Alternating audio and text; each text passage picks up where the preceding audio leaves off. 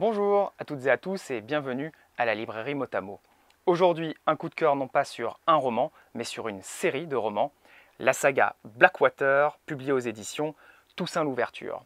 Alors il s'agit d'un projet éditorial un peu particulier puisque cette saga en 6 volumes va paraître directement au format poche à raison d'un tome tous les 15 jours. Donc le premier volume que j'ai ici en main paraîtra début avril et le 6e et dernier volume paraîtra à la mi-juin. De quoi s'agit-il? De quoi ça parle? Eh bien nous sommes en 1919 dans une petite ville de l'Alabama, Perdido, qui vient de subir une énorme inondation. La rivière locale est sortie de son lit et lors de la décrue apparaît mystérieusement, presque comme par magie, une jeune femme, Elinor, au milieu des bâtiments dévastés. Elle explique qu'elle est arrivée juste avant l'inondation, qu'elle cherche un travail d'institutrice et qu'à cause de la catastrophe, elle se retrouve sans ressources et sans abri. Elle va alors être recueillie par la famille la plus puissante de Perdido, la famille Casquet. Mais au sommet de la famille Casquet trône une matriarche, Marie-Love, qui a une volonté de contrôle et de toute puissance assez prononcée et qui n'aime guère qu'une personne étrangère au clan vienne mettre le nez dans ses affaires.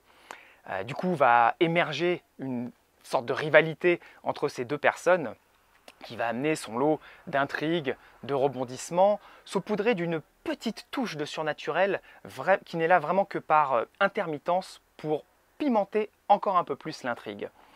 C'est un énorme coup de cœur. On tient là, avec Blackwater, une saga très addictive. J'ai eu la chance de lire les 2 premiers tomes et je n'ai qu'une seule hâte, c'est de lire la suite.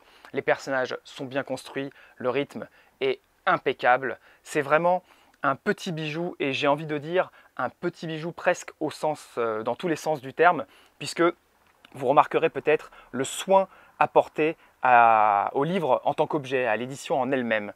Et je trouve que c'est aussi un point important à relever parce que cette saga nous montre en fait que le visuel, la page, le plaisir, la texture du papier, le côté gaufré de la couverture et le visuel en tant que tel nous montrent que le livre peut aussi être un bel objet.